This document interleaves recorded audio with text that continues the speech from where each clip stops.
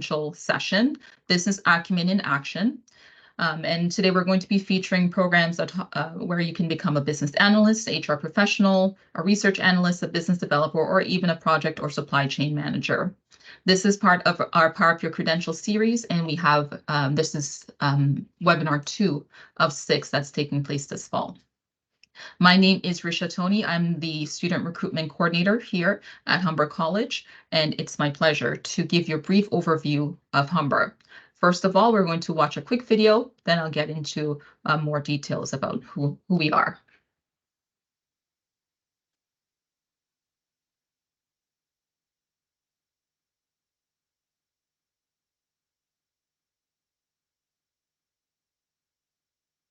To reach your full potential. Apply now at humber.ca/bringit. We are Humber. So we are located, Humber's located in Toronto. We have 3 campuses. We have the North Campus, Lakeshore Campus, and the IGGS campus. But for today, we're going to be focusing on the North and the Lakeshore campuses. As you can see, we are on the west end of Toronto.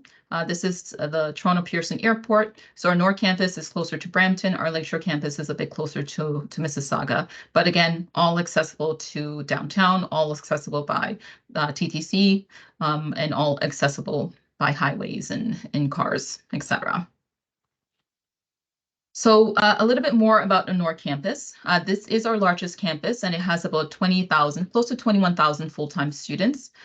This campus has about 1,000 spaces for residents, and one of the things I love about this campus, and I'm sure you can see it on the screen, is this 250-acre parkland that's behind the campus. So this is our residence. These are our residence buildings here, and you can see a path leading into the Arboretum. So when you go in, there's a pond there, a couple ponds, and it's just a beautiful space where, yes, you're here in Toronto and people think of it as the concrete jungle. However, you can go in and sort of have this greenery and sort of be part of nature as well. Then we have our beautiful Lakeshore campus. So this campus has about 12,000 full-time students. There's residence for 400 students at the moment. That will be increasing soon. And it's nestled beside Lake Ontario. So when I'm down there in the summer, I love going to the lake, walking to the path to the lake, and you can actually see the CN Tower and downtown Toronto from it. So it's gorgeous. Both campuses, as you can see, they're unique in their own way, but again, both beautiful and great options for those looking to study in Toronto and at Humber specifically. So some facts about Humber. We have about 200 plus programs that you can choose from, close to 30,000 full-time students. However, we have close to 300,000 or 300,000 more alumni. We have over 150 pathways from Ontario graduate certificates to master's programs at partner institutions, and more than 45% of incoming students have previous experience or education as well. So what we offer a wide variety of credentials. So from 1-year certificates, 2-year diplomas, 3-year advanced diplomas, apprenticeships, which can be 2 to 5 years, depending on the trade, 4-year bachelor's degrees, 1 to 2-year Ontario graduate certificates, which is what we're going to be focusing on today. So I just did a quick screen grab from our website to just give you a sense of how many graduate certificates we have. Today, we're going to be featuring about 5 of them. So if you go on to Humber's program page, just use the filter for Ontario graduate certificates, and you'll get a full list of all the graduate certificates that we offer. But for today, we're going to be focusing on these programs here. But before we get started, what I'm going to do is I'm going to introduce Alicia. So Alicia is our admissions officer for the Faculty of Business. I'm going to invite Alicia on. Welcome, Alicia. Hi, thank you, Risha. So my name is Alicia Peraverson. I work out of the Lakeshore campus, and I oversee programs offered by the Longo Faculty of Business, anywhere from diplomas, postgrads, and also bachelor's degree. And we have many pathways that go from diploma to degree. Great. Thank you. And Alicia will be available at the end of the session as well. So if you have any questions, and we might ask you to come on, Alicia, and sort of give some information on what's required to get started with these programs. Perfect. Thank you. Perfect. Great. So with that, I'm going to start asking the panelists to come on. And maybe first, I'm going to start with our speaker for the Research Analyst program. Mary.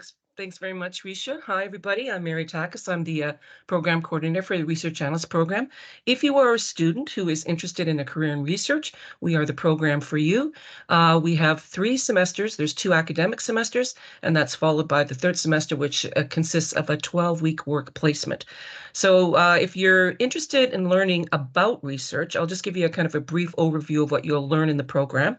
So we start off with giving students a course in research design. Many students come to the program, they don't have a research background, so we want to ensure that all the students know about the different types of research design and the basic research methodologies, which is qualitative research and quantitative research. So for qualitative research, you'll be learning about how to conduct focus groups, key informant interviews, how to do research participant observation, and then how to extract themes and participants' attitudes from different types of secondary material and data. We also teach you writing skills, so writing for business, but also writing for research, especially in terms of grant writing. We teach you about research ethics. In terms of analysis, you will learn the other kind of key methodology, which is quantitative analysis, looking at different data, number crunching. So we've got a couple courses there in statistics, but you also learn statistical software, SPSS, Excel, and Power BI for data visualization and design. You'll also be learning about the place of research in society and within organizations, policy analysis, program evaluation. We also have a course that will help you in preparation for the work placement. And to cap it all off, there's a group-based capstone project in which students actually learn research project management skills, and they apply them to the design and execution and creation of that group-based research project. So that is a brief summary and overview of our program. Perfect. Great. So next I'm going to have John come on. John, can you introduce yourself and tell us a little bit more about the Global Business Management Program? Thanks, Risha. My name is John Moscardelli. I am the program coordinator for the Global Business Management Program. This is a Ontario grad certificate program. It is 4 semesters and it encompasses 24 courses in total. Essentially prepares the students for a career in management. Our curriculum covers major functional areas of business, including leadership, communications, creativity, problem solving, teamwork, and strategic planning. Most of our faculty have extensive careers in industry, and they're able to bring this experience into the classroom.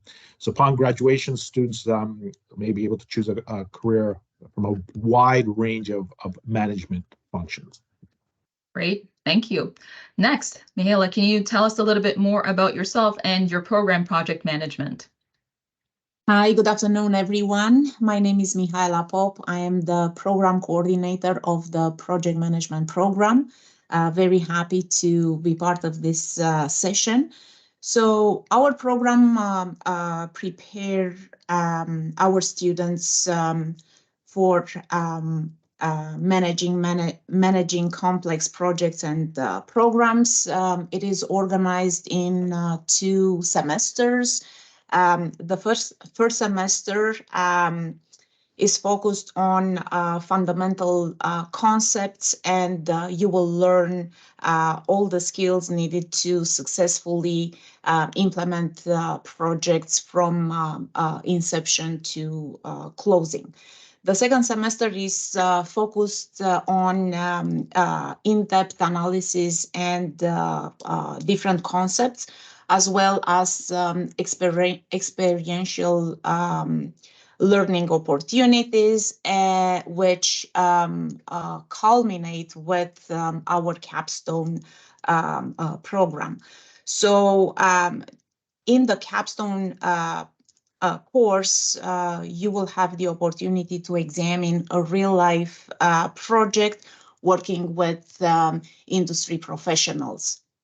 Again, as John mentioned, our faculty have many years of corporate experience, and they all bring that experience in the classroom. So that's it. Perfect. Thank you. Perfect. Thank you. Next, we're going to have Angelo. And Angelo, can you tell us a little bit more about yourself and your program? Hello, everyone. Thank you for the introduction. I'm Angelo Krupe. I'm the program coordinator for the Supply Chain Management Graduate Certificate. My background is like all the faculty in the program. We all come from industry, so we've all have experience in the various nuances of supply chain management, and we bring that to the classroom. The program is a 2-semester program. Semester 1 starts with an introduction to the main areas of supply chain management. So you're going to have a procurement course, distribution, and a supply and demand course, which focuses on inventory management, forecasting, planning. So what supply chain management is, it's the integration of those 3 functions. So the other courses are about integrating those separate offices, right, and sharing data and planning together as a single organization and across the supply chain. So planning with your customers or with your suppliers also. And then in semester 2, it's more application based. After learning the theories in semester 1, you're going to be working on case studies in your various courses. You're going to, we have a competitive advantage course, which takes you to industry or brings industry into the classroom with us. So there's a lot of interaction with industry in the program as part of the curriculum, and a capstone project where you're working with an organization to solve a problem that they have. We use in the program, in terms of technology, you'll get access to SAP. It's the biggest ERP system in use today, and so students will get over 2 semesters, 25 plus weeks of SAP applications and problem solving. So that looks really good on a resume too. And look forward to seeing some of you in our classrooms. Thank you. Thank you, Angelo. Next up, we're going to have Stan. Stan, if you can come on camera or on microphone and maybe tell us a little bit about yourself, and in 2 minutes or less, tell us about the Human Resources program. Oh, thank you very much, Risha, and I can certainly do that. Hello, everyone. I am a professor in the Human Resources Postgrad Certificate program. It is a 3-semester program. The first 2 semesters academic, the 3rd semester an internship. The real value of the program, in the 1 year, people who take this program will be exposed to all of the functional areas within human resources. So it set up somebody very well to either work as a generalist, covering most or all the functions of HR, or to specialize in a certain area, whether it be human resources planning, training and development, recruitment and selection. The value of the program is also it will prepare the student to write 2 exams that are required for a human resources designation that is offered by the Human Resources Professionals Association. Somebody can go for either the CHRP, which is a Certified Human Resources Professional designation, which is more of an administrative designation, or a CHRL, which is a Certified Human Resources Leader designation. Mm-hmm. And in addition to the courses that are covered in order to write the exam, students are also prepared to write an employment law exam as well. So it's certainly from the standpoint of preparation for a great career in human resources, I find the postgrad certificate to be quite valuable. All the professors in the program have extensive experience that they bring to the classroom. It is a very practical program and one that is quite valuable. And getting feedback from students who are taking it, who have taken it, they have found it very invaluable for their career. Perfect. Thank you, Stan. Sure. So question number 2, and I'm going to start off again with the Research Analyst program. Can you tell me what specific qualities or attributes do you believe are essential for individuals aspiring to join the program? So Mary, I'll start with you. And can you tell us maybe what attributes students coming in, and also in the industry, if they're wanting to work in this field, what attributes should they have? Sure, definitely. So I would say that, if you're a conscientious individual, if you're a really good collaborator, you've got great team skills, You excel in what I would say kind of multimodal communications, really good organization, time management skills, very respectful of diversity and diverse perspectives, analytical, inquisitive, creative. Those all stand you in very, very good stead, because those kinds of skills or those kinds of attributes are something that can be developed as well. We've structured the program in such a way that, you know, if you look at that and say, well, these are kind of attributes I would like to have, I don't feel like I quite have them all yet. We've also structured the program in such a way that we will help you to kind of foster and develop those skills. Great. Thank you so much, Mary. Next, John, can you tell us what skills or attributes students who are coming into your program, Global Business Management, what makes them successful in the program and also in the field later on? Thank you, Rita. So the requirement for our program is obviously a bachelor's degree is required. This program is a good fit for ambitious students, students who are looking to aspire to a career in business management. Someone who's looking to enhance their skills to become a senior leader within an organization, be it a director, or vice president, or even a CEO. What you learn in our program will enable you to achieve your career aspirations. So if you're motivated, you're willing to work hard, Global Business Management is an ideal program for those with big dreams in the field of business. Awesome. Thank you so much, Sean. Next, Mihaela, for project management. Yes, our program attracts candidates with different backgrounds. It's just because any industry is in need of project managers. So I would say that if you're looking to enhance your skills and capabilities to go to the next level of leadership, or even if you're interested to shift a little bit your career and try something exciting, this is the program for you. Just in terms of some of the skills that you need to be mindful of. If you like to communicate with people, if you love to work in teams, also if you have that willingness to learn and continuous improve your competencies and skills, this is the right program for you. So it is a great maybe launching pad for a new career or enhancing your existing career. Perfect. Thank you. And Angelo, can you tell us what key skills or attributes individuals should have who are looking to maybe or considering your program and also the field of supply chain? Our students are very diverse. They have very different experiences and very different educations. So the key factor is that they're interested in learning and they're committed to studying. It can be a heavy program in terms of the work required. So you have to be committed to the program. That's number one. Also, there's supply chain is a very interactive field.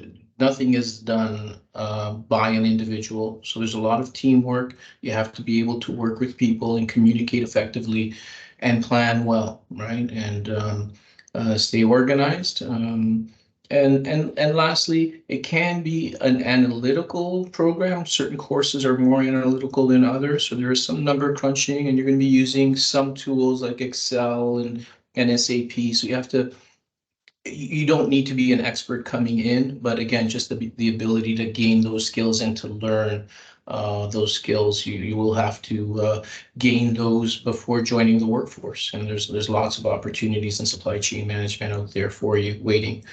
Thank you. Perfect. Thank you, Angelo. And Stan, who's a good fit for the Human Resources program and for the industry? Well, certainly in the area, pretty well every soft skill you can imagine you need to be good at in order what I would say the most important ones. It's a very heavy program, so time management is obviously very important. The nature of the position calls for good interpersonal skills, communication skills, ability to work with people of diverse backgrounds, being a team player.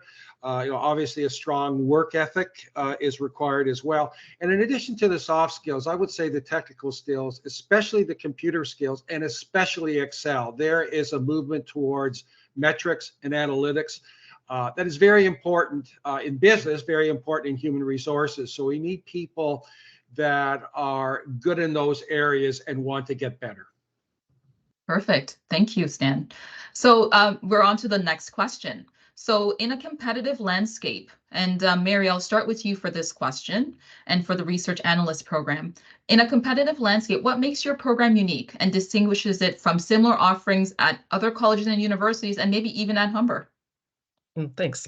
So the Research Analyst program is housed within the Faculty of Liberal Arts and Sciences. So if you know anything about liberal arts and sciences, they're renowned for, helping students hone and develop their critical thinking skills and giving them the ability to have like broad contextualized knowledge of whatever field that they're studying. So oftentimes our competition that the program, a research type program, will be housed in a more specialized department. And so students coming out of that program, I feel as if perhaps the career landscape for them is a little bit more limited because, again, it's really highly specialized students that they're graduating. Whereas students from our program, again, because we give them that kind of broad understanding and nurture their skills so that they'll be able to create research studies and, really importantly, understand other research within its broader political, economic, sociological, technological, environmental, and legal landscapes. So I think that's what really kind of differentiates our program. It really gives students, again, that kind of broad spectrum of knowledge and skills so that they can actually then graduate and segue into a multiplicity of careers in both research and other types of careers that have a research component to them.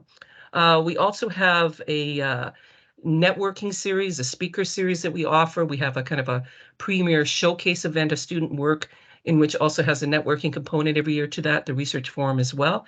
So yeah, we're tied in with industry, but again, I think because we have that lens through which we teach all our courses in terms of that kind of cross-pollination of ideas and respect for diversity and difference. Perfect. Thank you, Mary. Next, John, for the Global Business Management program, again, what makes this program unique compared to other offerings at other colleges and universities? And a question I always get about this program, how does it compare to an MBA?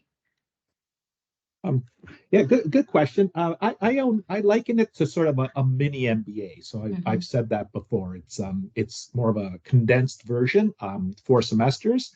So you do touch on a variety of fields in the program. So everything from human resources, we have curriculum in project management, supply chain, accounting, and finance. So it does encompass the entire business spectrum. The GBM program has the largest market share in Ontario, so it's very popular. And I think a couple of things differentiate it from others, and also from maybe an MBA as well, is our faculty have real world experience. They've been in there. They've worked in senior roles in organization. We also have a field experience component, so a co-op component whereby students take the theory of the classroom and then apply it to the real world. And I think that is a big benefit to our program. Perfect. Thank you. Next, Mihaela, what makes your program unique? What differentiates it from other colleges and university project management programs that are out there? So I think the biggest differentiator would be our focus on applied learning. So our target in the program is to prepare our students when they graduate to be able to manage an initiative from the beginning to the end. So they will go in the workplace and their managers will ask them to take on a new project, and they will be able to start plan, execute, and then successfully launch that specific initiative. And we do this, as I mentioned before, with the help of our exceptional faculty, also using different opportunities to get connected with industry, staying current with the project management practice in the market, and as I mentioned, having our well-structured capstone course in the second semester. Also, I mentioned that students, to be successful in this practice, they need to be well-rounded when it comes to collaboration, communication, leadership, and we make sure we give them those opportunities to enhance and acquire, in some cases, those skills. So I think the main differentiator is the applied learning, our focus on preparing our students for the real world in this market. Perfect. Thank you. And Angelo, our supply chain management program, what makes it unique compared to other programs at the college, other colleges, universities, and maybe even from we have a supply chain degree. So how does it compare? What makes our program unique, which I think we're possibly one of the only programs that integrates, actually brings industry into the classroom, right? So we bring guest speakers from industry in to discuss how they apply the lessons learned in semester one to a real supply chain problem. For example, we have site tours where we're going out to facilities to see how companies organize and manage their supply chains and the various functions. So very interactive with industry. I would say that makes us most unique. And another factor is the hands-on experience we offer with ERP systems. It's very difficult to gain experience unless you get a job in an organization that has an ERP, right? And then you're learning on the job, which is not always ideal. So by coming into a classroom, getting access to an ERP system, we use SAP. That experience is very valuable and valuable to industry. So it should help you find a great career moving forward. Sorry, and Angelo, can you just explain what ERP means? ERP is Enterprise Resource Planning, and so what it is it's a technology used so that the different offices such as purchasing and distribution and inventory management, so that they can share data and everyone knows what everyone else is doing. Because what supply chain management is really just the integration of those offices. So that's done with technology today. And so getting experience with that technology is difficult to get, and it's very valuable because it's so difficult to get that experience. Perfect. Thank you, Angelo. And finally, Stan, can you tell us what makes our human resources program unique compared to other programs at other colleges or universities? I can speak to what happens at Humber. One thing that impresses me with our program is how practical it is. It prepares people for a career in human resources. And just to give you a couple of examples, in one of the courses I teach, recruitment and selection, one of the projects they work on is a hiring guide for managers. Managers typically do not do a lot of interviewing. So it's a project that people can do in class and they can take to their employer and actually give to managers. In labor relations, one of the projects they do is an actual negotiation where some students are management, some students are union, and they negotiate a contract. So whether somebody is in a unionized or non-unionized environment, the skill of negotiation is very important in human resources. People could negotiate with a benefits carrier for lower rates. They could negotiate with a recruitment agency for lower rates as well. So we introduce a lot of best practices and then we put them in practice, things that students can actually use and take with them when they start their career. Perfect. Thank you, Stan. So our next question is about myths and misconceptions. And I'm going to have Mary come on screen. And Mary, for the Research Analyst program, are there any myths or misconceptions that you often encounter from students, maybe from anyone who's interested in the program, about the program, the industry, or profession that you would like to address? Sure, thanks. Yes, a lot of queries that I get, I think that students feel as if they won't be suitable for the program if they don't already have a research or say math background. And that's simply not the case. So we do have students in the program who come to the program actually as quite seasoned researchers, or they have a lot in terms in their background of statistical analyses.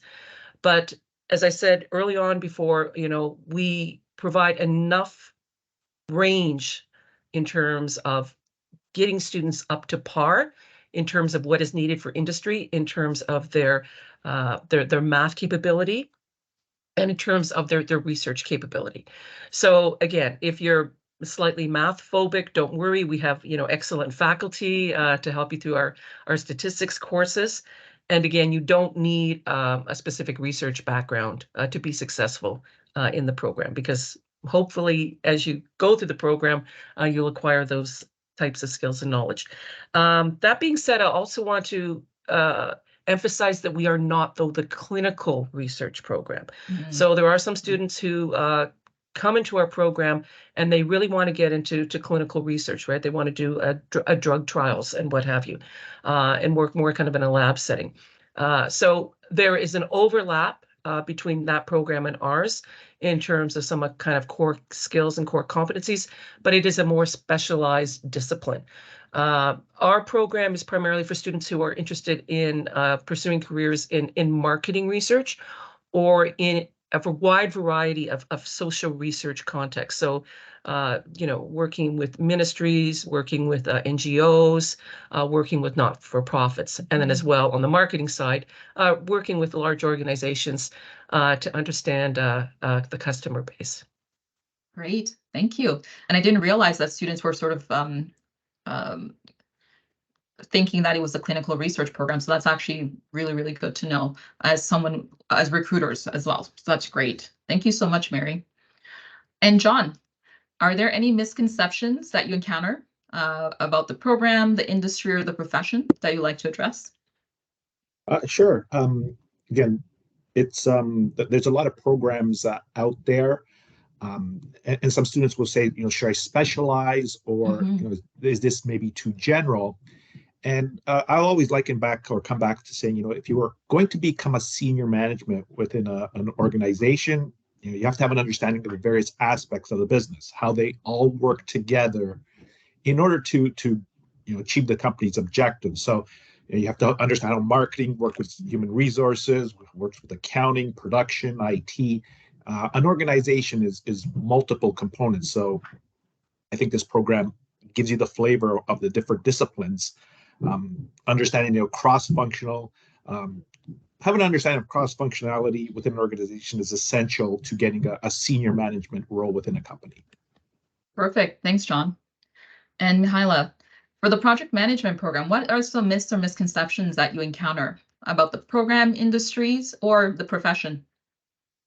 I think one important element is that people think they have to have a background in engineering or business to be, let's say, eligible or to be interested into our program. And because those are some of the big industries consuming project management.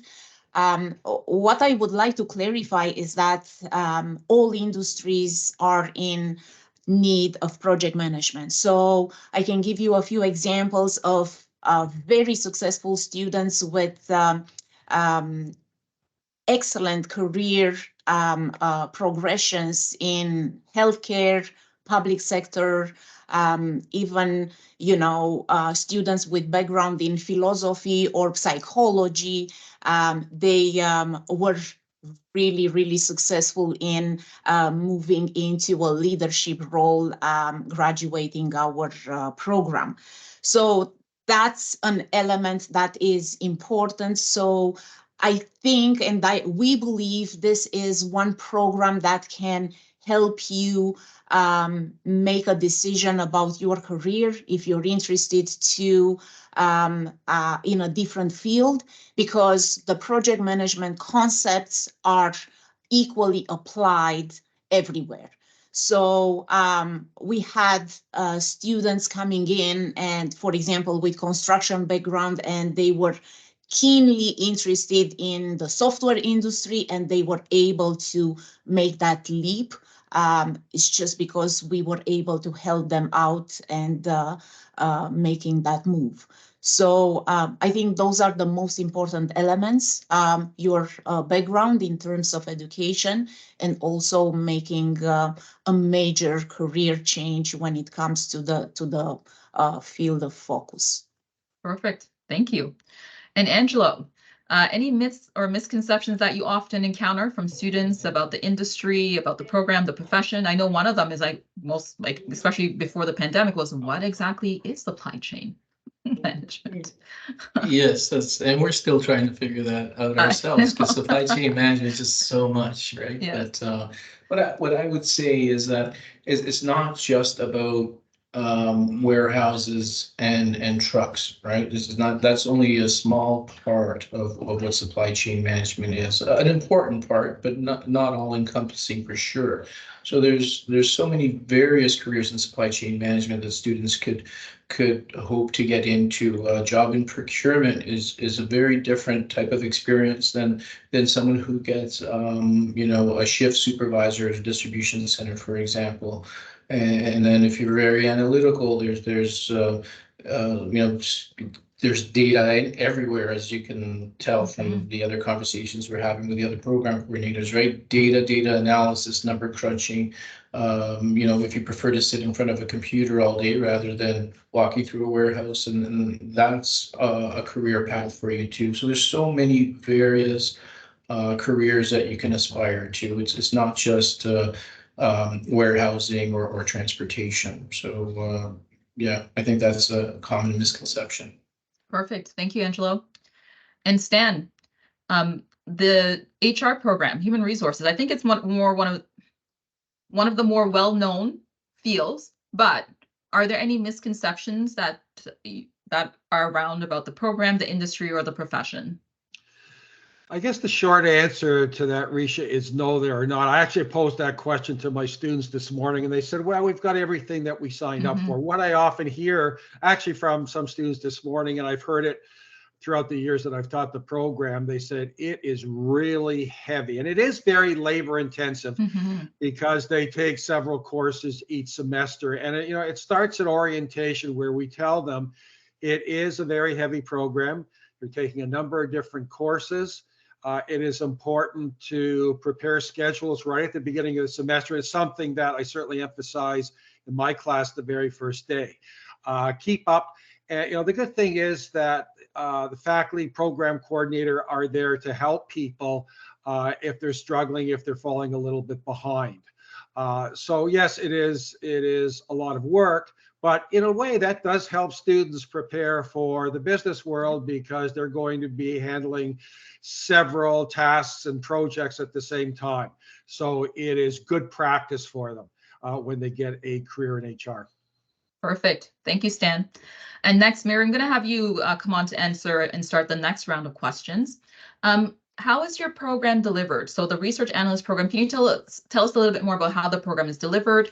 And are there flexible options such as any part-time or evening, weekend classes for students with varied schedules? Okay, so currently we're offering the program out of two different locations. So one's the Lakeshore campus, and one is also IGS, the International Graduate School in downtown Toronto.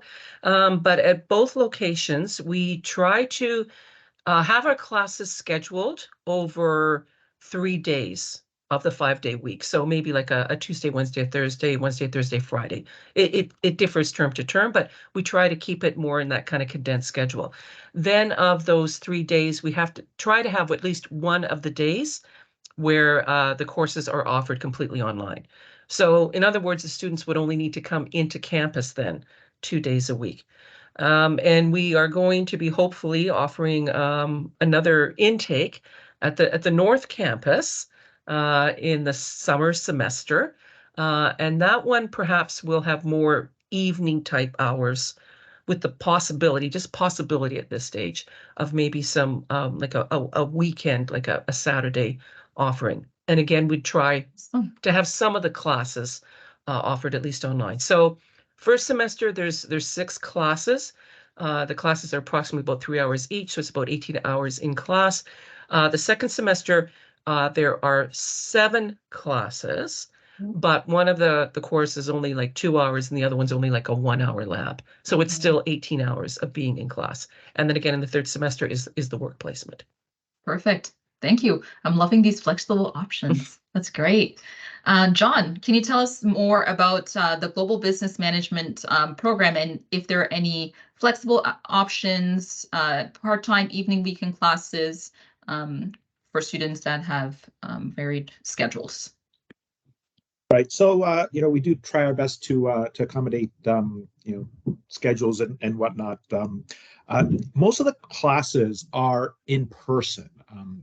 We do have some online options for certain courses, but we feel there's a benefit to students, being in the classroom, getting that, experience from the faculty, the real understanding of how industry works. So we do focus on that. There's 6 courses per semester, approximately 3 hours each. So 18 hours in the classroom. Again, we do offer some online courses with semesters, but for the most part, they are in person. And so with that, with the group work and whatnot, you can see this is a pretty intensive program.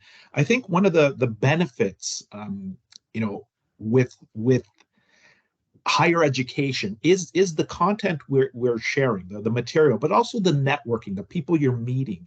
And I think you do get a better experience, when you are sort of face to face and with other classmates and faculty.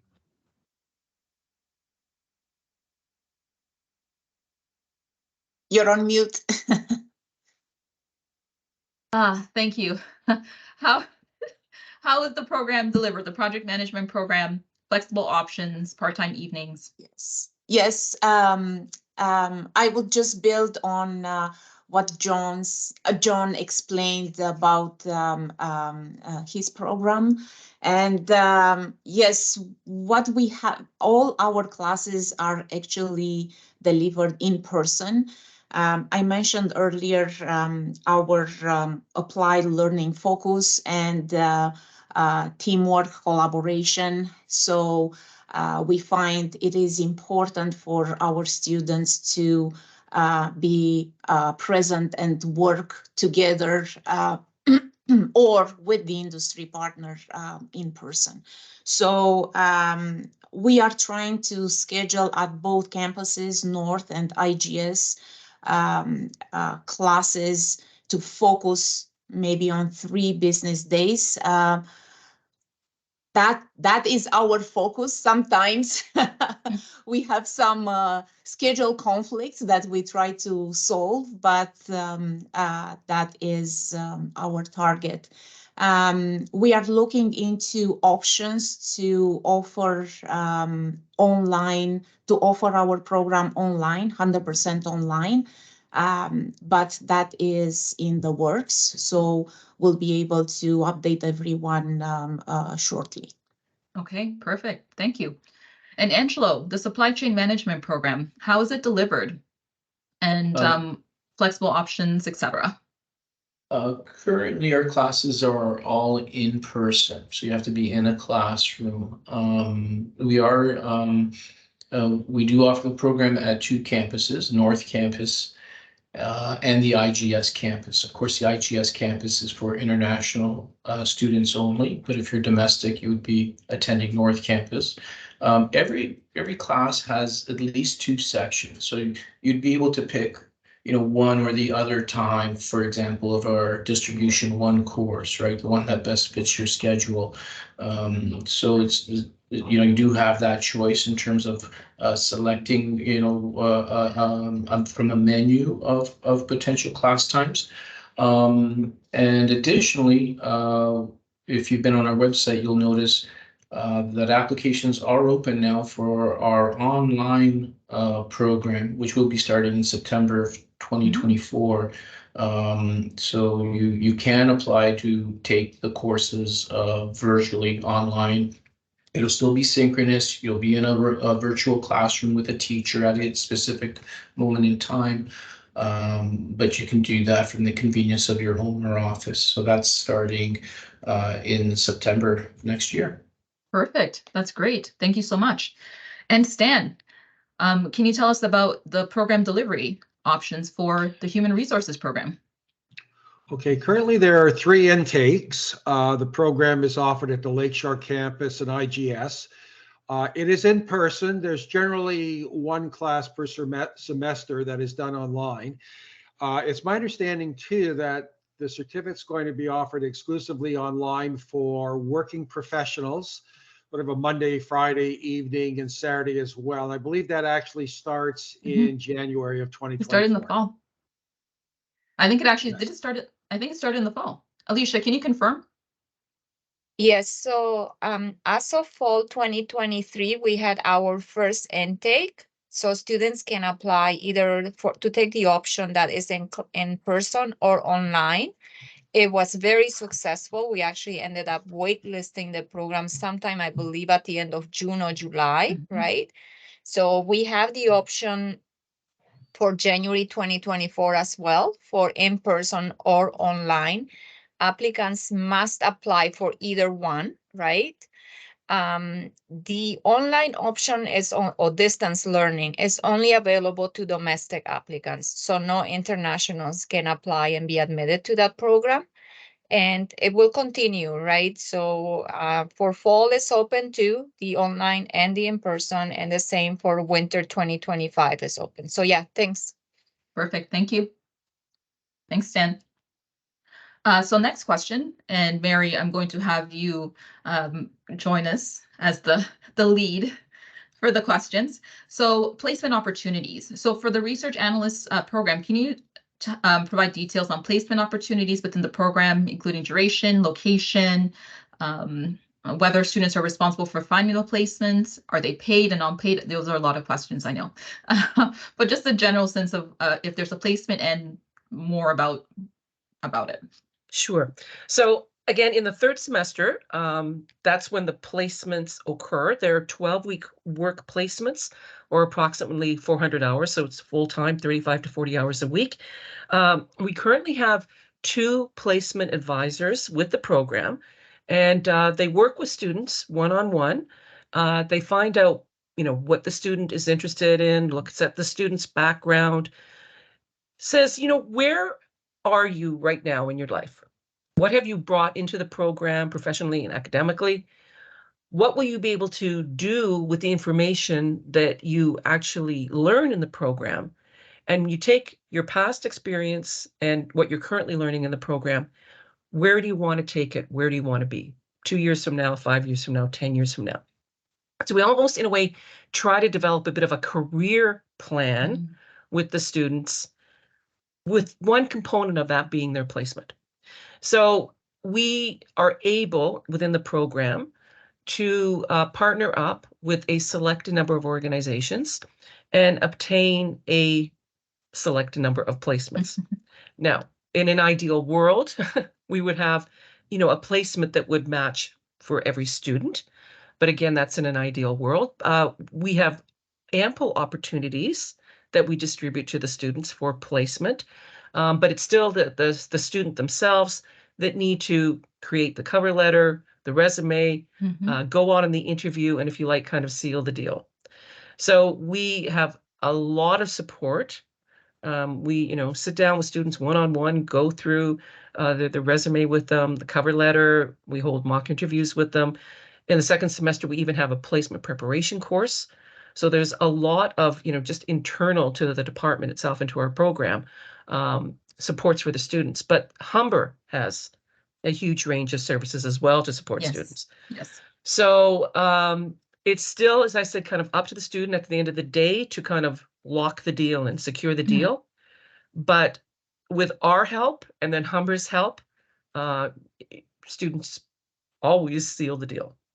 Awesome. Great. Yeah. Thank you so much, Mary. Do you just want a little bit more information about like where they occur? So most of the placements again tend to be locally. They tend to be in the GTA.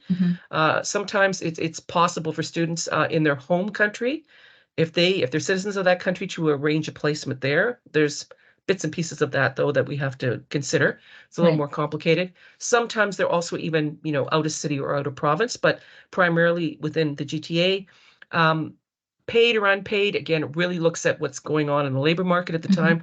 Students who tend to get placements within the marketing research sector, they tend to be paid. And social research tend to be not paid. Sometimes, though, there are honorariums or stipends that are given. So there is some kind of financial compensation attached to the placement. Okay, perfect. Thank you, Mary. You're welcome. And John, can you provide us information on whether, one, there's a placement and more details about it? Sure. I think this is one of our differentiators. We do have a field experience or a co-op part of our program. And arguably, this could be seen as probably one of the most important parts of the Global Business Management program, where we take the theories of the classroom and apply them to a workplace setting. So the co-op requires 320 hours of actual work hours where our students will go out and secure a placement. Some of our students have found exceptional co-ops, be it with Canadian banks, leading consumer packaged good companies, Maple Leaf Foods, Nestle, just to name drop a few. The field experience can be paid or unpaid. Again, it's really more for the experience and to get this experience on your resume. We have a wonderful placement advisory team. Ultimately, it is the student's responsibility to secure a co-op or a field placement.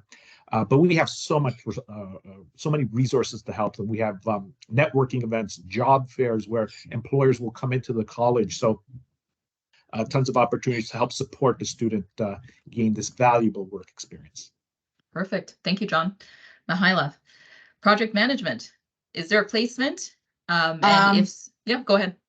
Not as yet. We are looking into adding co-op semester to our program. But I just wanted to let everyone know that we have certain activities planned throughout the program, starting with the first semester to prepare our students for the job market. So help with resumes, interviews, their LinkedIn profiles. This is, Humber College standard offering, but we go beyond that and we sit down with our students to make sure they are prepared to apply for project management positions in the market.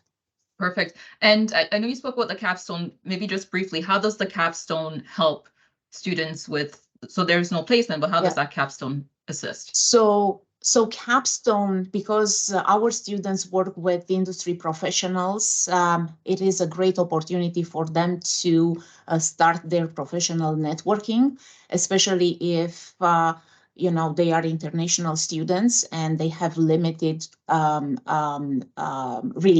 professional relationships in this market. So that is a great opportunity for them to forge a great relationship with a professional that later on can become a mentor, a person who can recommend our students and open doors for them. Perfect. Thank you. And Angelo, can you speak to the supply chain management program? If there's a placement, and I don't think there is at the moment. So can you just speak to that? Yeah, similar to project management, we don't have a placement, but there is a lot of interaction with industry. So it's a 2-semester program. We do not have the third work term, as we call it. So you finish the program in 2 semesters. The idea is you take what you've learned in the program, apply for a job, get hired, and start working. We do have the capstone, which is really getting you into industry and working with an organization to help solve a real supply chain problem or do some real research with a company, as well as the competitive advantage course where industry is presenting or we're going to our site tour. So there's a lot of interaction with industry in the program, but no placement. That said, all the same services are provided in terms of resume review, mock interviews with our placement advisors. So we do a job fair. Traditionally, our supply chain job fairs are huge, 30 plus companies coming to meet our students pre-pandemic. So I hope we get back to that this March. The plan is to have another career fair in March. And we have our business communications course, which is really a career prep course to help students get ready for their job search. Perfect, thank you. And Stan, can you tell us more about the human resources placement? The internship is generally done in the third semester. That is when we suggest that it be done, and most students do it in the third semester. Students who excel academically, who feel they can do it in the second semester, they will do it in the second semester. It can be paid, it can be unpaid. We encourage students to find their own placement, but obviously there are services available to help them at Humber. Placement advisors. There's generally an alumni event that we have where past students will come in and help guide students on how to attain an internship. And the course that I teach, recruitment selection, I spend a number of hours talking about resume preparation, how to network, how to create marketing letters, informational interviews. Ultimately, though, the responsibility lies with the employee to secure their membership. And as I said, it can be paid or unpaid as long as they complete it. Perfect, thank you.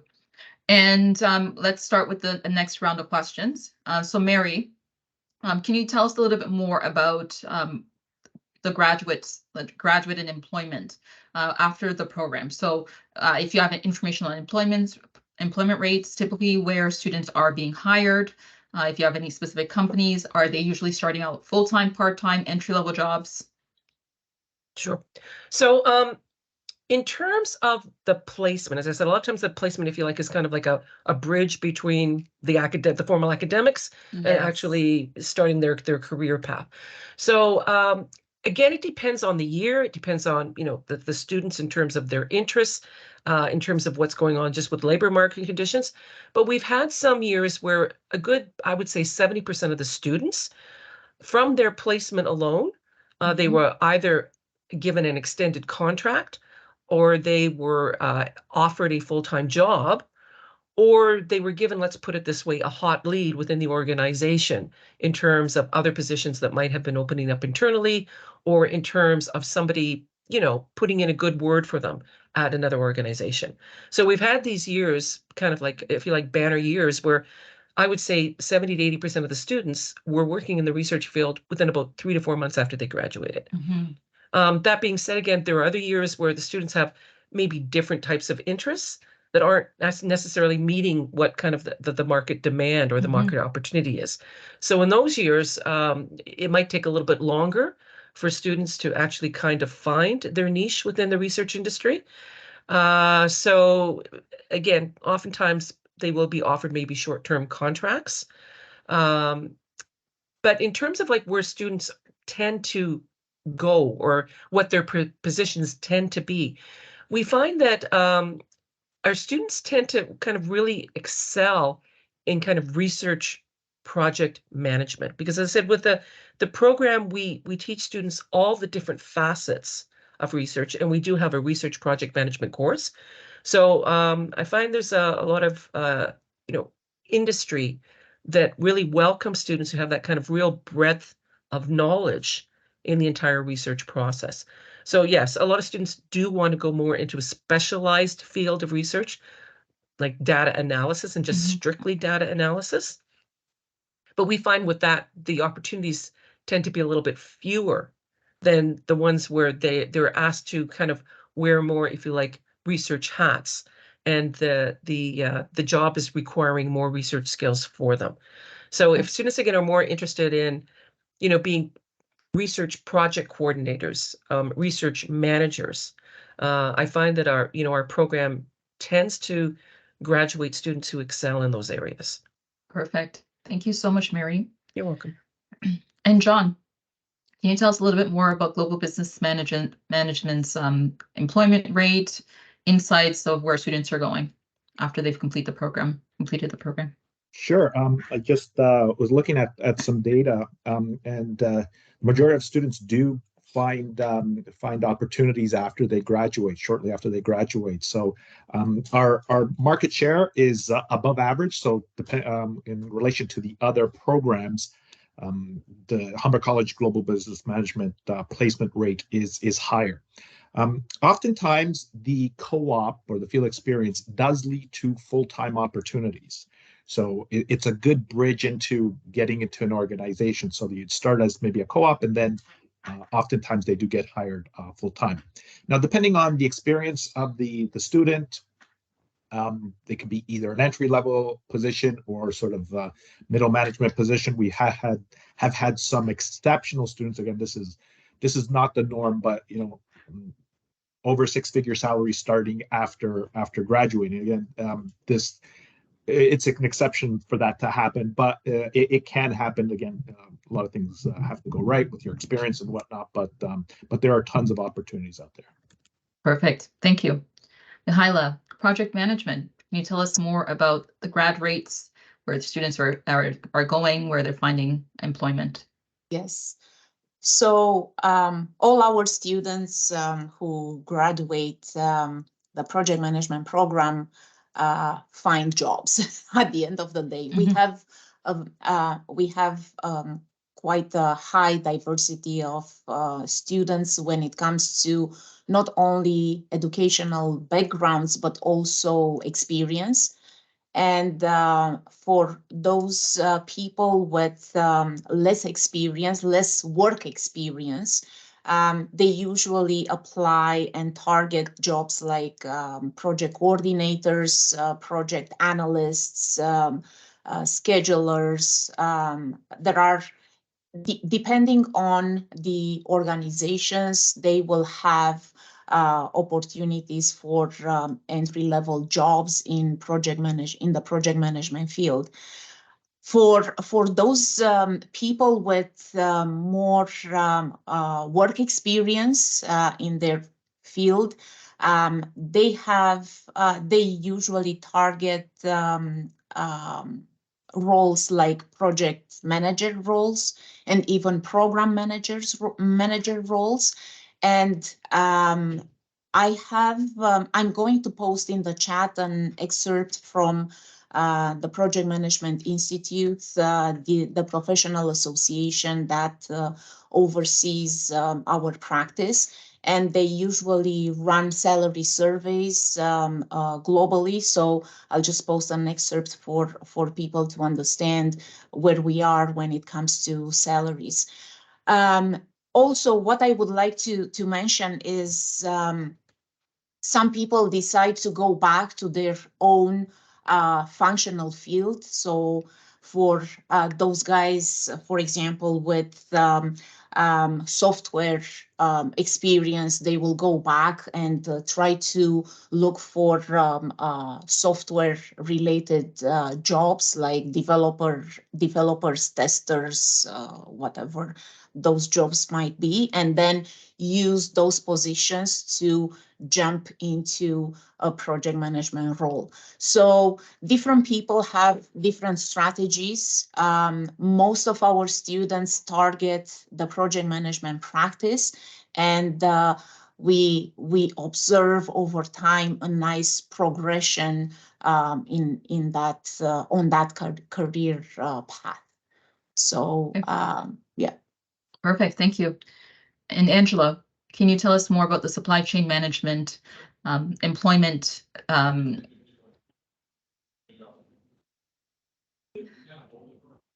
What students are doing? Yeah. Yes.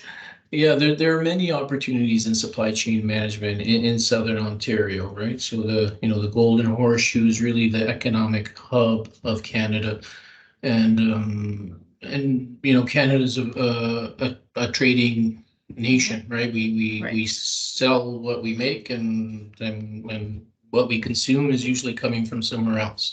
So supply chain functions are crucial in an economy like that. So there's a lot of opportunities.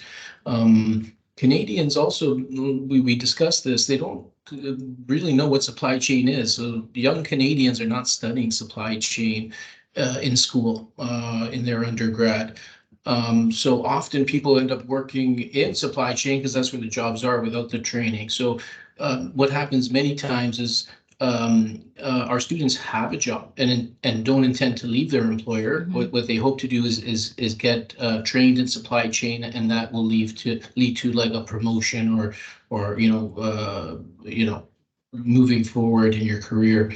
The big companies all have very visible supply chains and hire our students regularly. Companies like Nestle and Loblaws and Canadian Tire and Walmart. But every organization has a supply chain. So depending on what kind of environment you want to work with, you can end up in a large organization doing a very structured job, or you can end up with a smaller company which gives you opportunities to maybe, gives you more responsibility, lets you try different things. But students are successful in their career search after graduating from the supply chain graduate certificate. I can't see that. Perfect. Thank you, Angelo.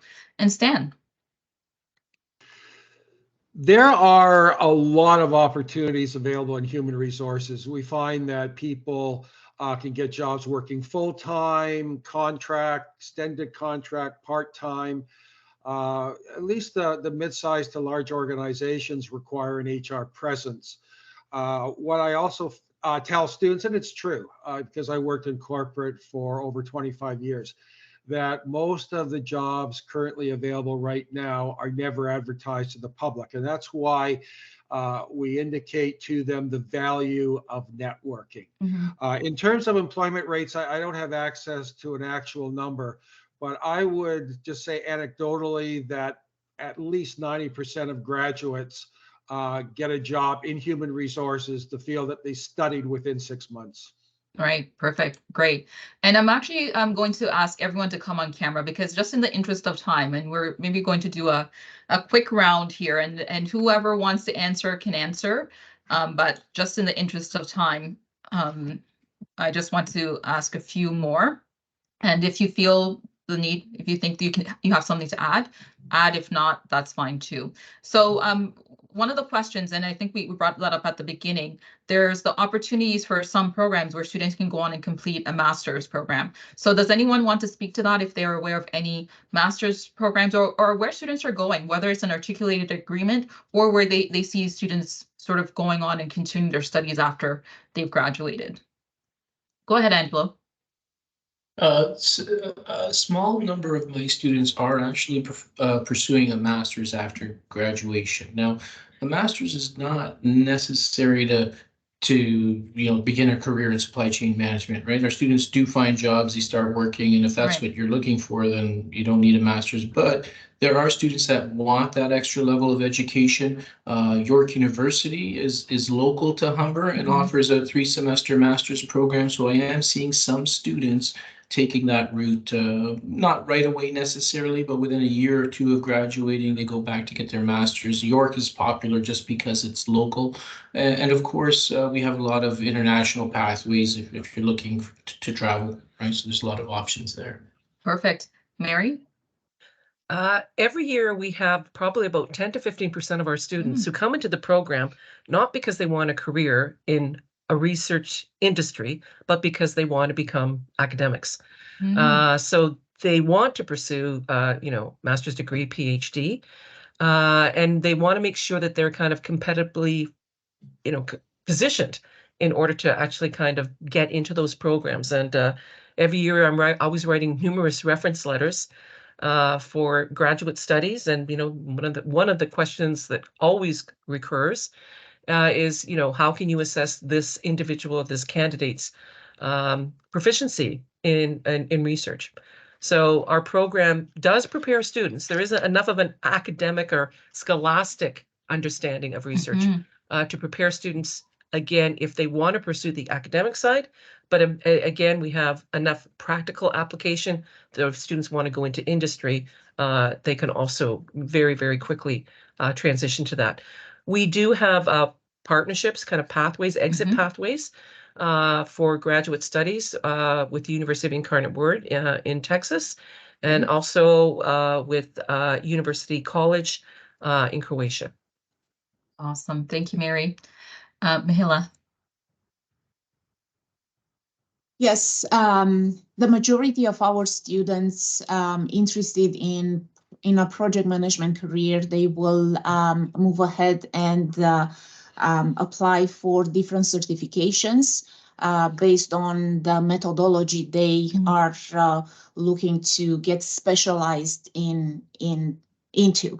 So I mentioned the Project Management Institute. They have a series of certifications that are valuable for all employers. Also, there are different other associations focused on the agile methodologies like Scrum Alliance, and our students are pursuing those types of certifications like Scrum Master, Product Owner, so on and so forth. So this is what we see. And a quick note is that all our students are 100% able and prepared to take those exams, because all those certifications come with serious exams. So they are all prepared to take and pass those exams. Perfect. Great. And Stan? Some students will actually go on to a master's if they want to specialize in a certain area. For example, there are master's programs out there in labor relations. The program we have, though, is very self-contained. And what I find is that most students, once they complete our program and they do attain the requirements that are required for the designation, they basically stop after our program. Or if somebody wants to get into academics and eventually teaching, where master's is at least a minimum requirement, they'll do that as well. Perfect. Thank you. Next question is about scholarships and awards. So I know Humber has overarching scholarships, financial aid, and other ways of supporting students. But do some programs also, I know, have very specific scholarships? So does any of these programs have specific scholarships for students who are looking into this? Go ahead, Mary. Yes, so we have an entrance scholarship for students. Great. And then we also have kind of like 3 summative, not scholarships, but they're awards, year-end awards. Okay, great. Perfect. Next question, and this is about staying relevant. So how does your program stay up to date with trends in the job market? And we know things are changing so quickly. And so how do we remain relevant? And what role does the program advisory committees play in this process? And anyone can take this. Oh, go ahead, John. Yeah, this is very relevant to my program right now, the Global Business Management Program. Every, I believe, 5 or 7 years, we have a program review whereby we are reviewing, and the Global Business Management Program is undergoing that right now. We look at everything, the curriculum, and make sure it's relevant. We just had our meeting with the Program Advisory Committee. What that is, it's a group of industry leaders, people who work in industry, and they feed us information about our program or about what's happening in the industry, and we try to bring that to the classroom. What we want to do is have job-ready students upon graduation. So we do stay relevant with that. Perfect, thank you. Mary? Yeah, very, very similar, program review, program advisory committee meeting. We actually have one later today for our program. So that's a timely question. Faculty, like with many of the other programs, faculty that are current in the industry, but as well, in terms of feedback from the placement organizations themselves. It's a huge treasure trove of letting us know just not how our students are doing, but what their needs are and what their projected needs are as well. Perfect. Thank you.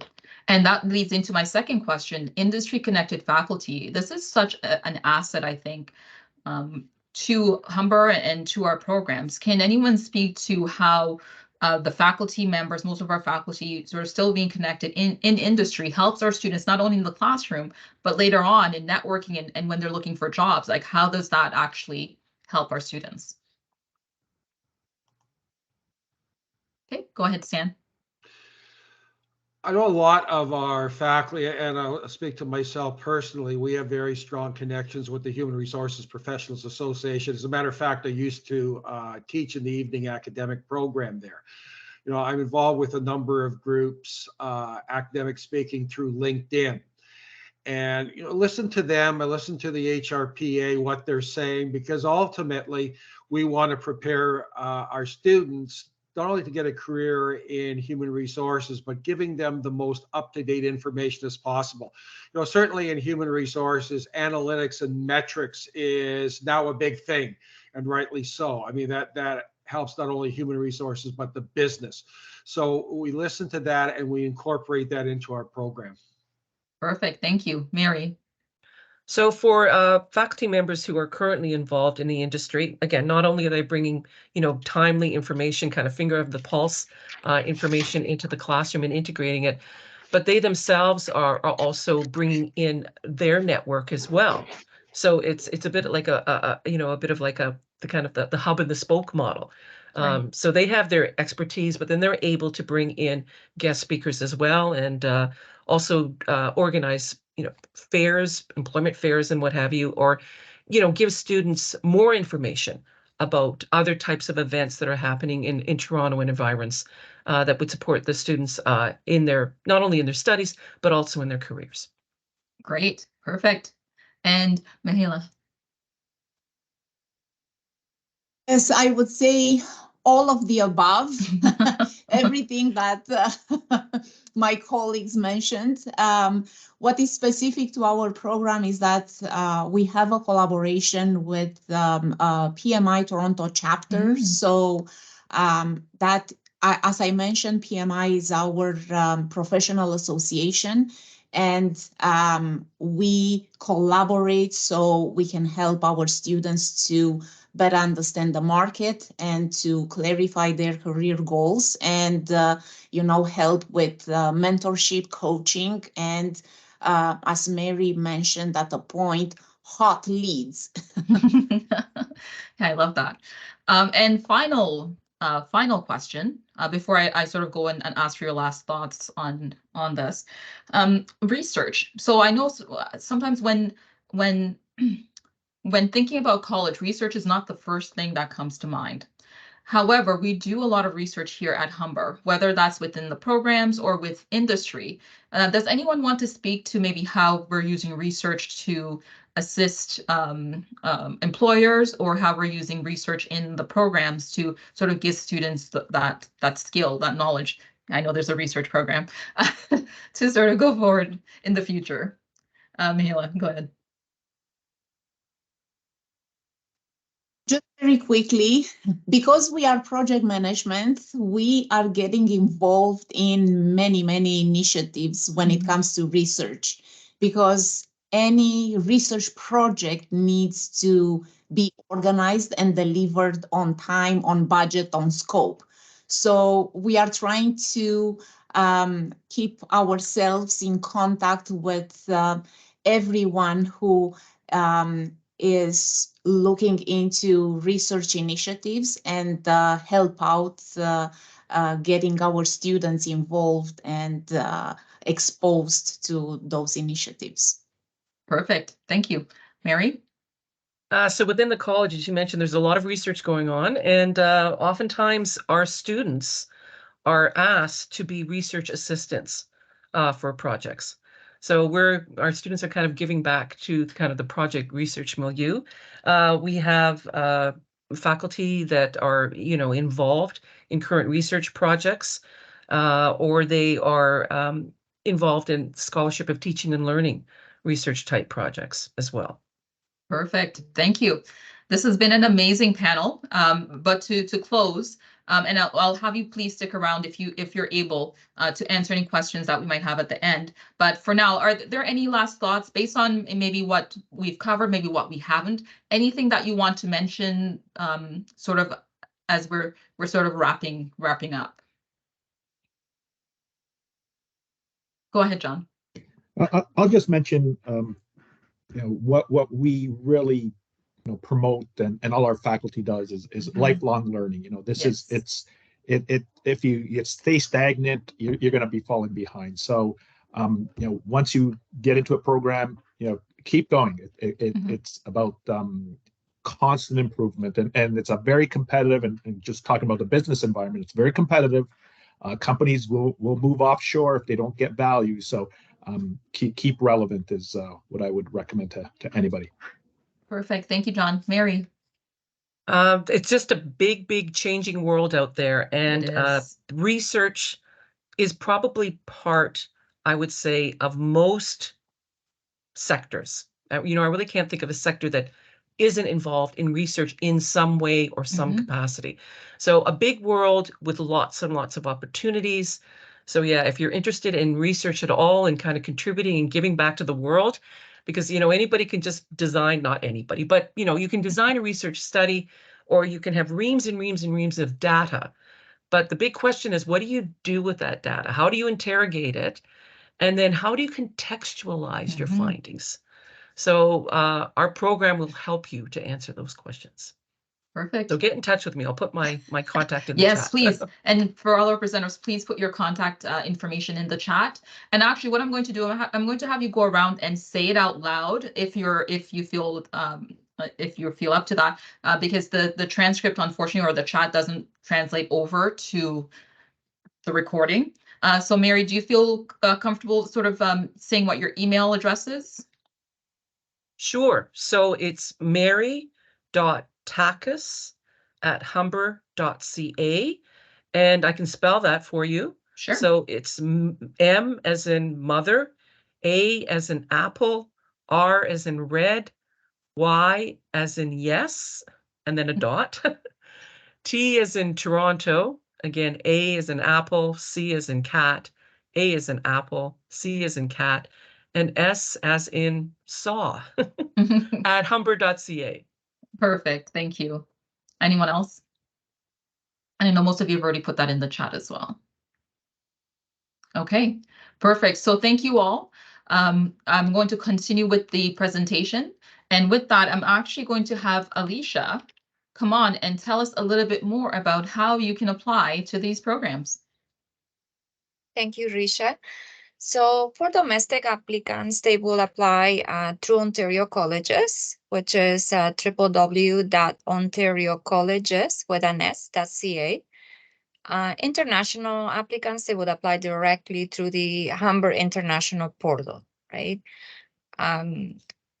We have, at the moment, we have quite a few programs open for January with a few remaining seats. We have some programs that are offered in May. And we also have fall 2024 and winter 2025 open. So anyone can apply for any of those. Just to remind that winter and May 2024, they start in an academic year that's 2023-2024, and the following intake is the academic year 2024-2025.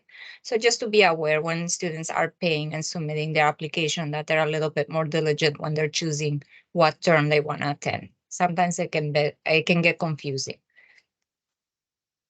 Thank you. And I apologize. The garbage truck is just going by, just in case you're hearing that.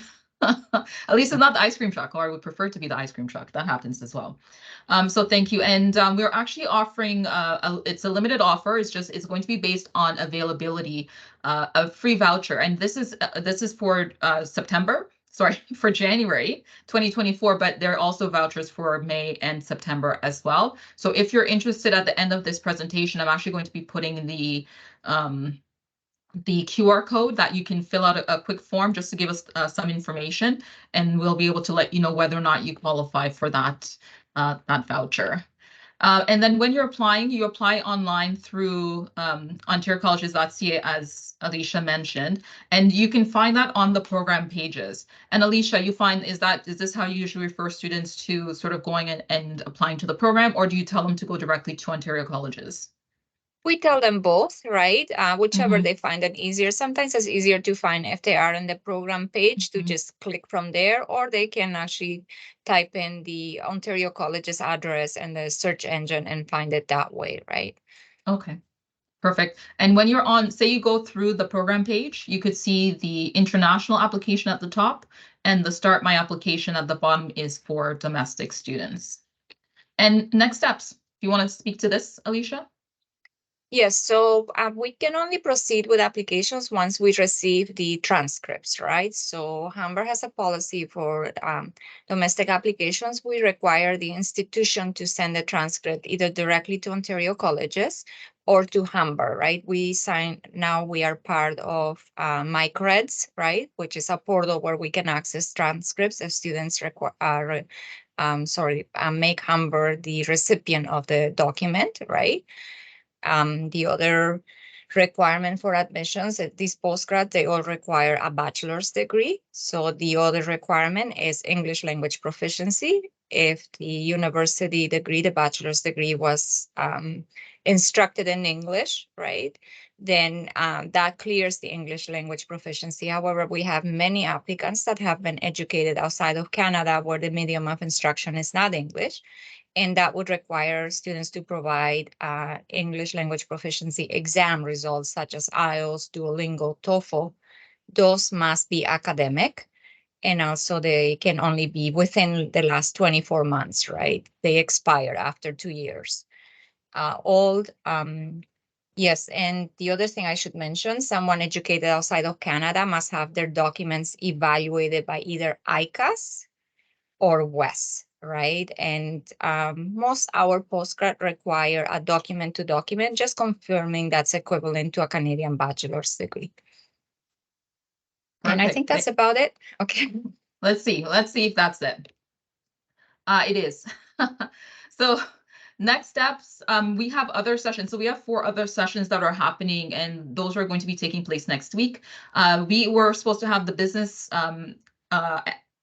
analytics program in this session, but that is moving to next Wednesday in the Tech Titan session. So if you are interested in that program, Omar has already agreed to participate in that session. So feel free to use the QR code. You can take a screenshot and use it later, or you can use your phone and scan it. And again, the email address is just humber.ca/powerup, and it will take you to the website. And finally, so thank you so much. That is the last of our my presentation. And what I'm going to do, I've actually stopped sharing my presentation, and I'm also going to stop the recording, because what I'm going to do right now is I'm going to be sharing the QR code for the form for that free voucher. So if you want to apply and you're thinking of applying to Humber, whether it's for next January, May, or in the fall of 2024, I'm going to be sharing that QR code now. All right, so here's the QR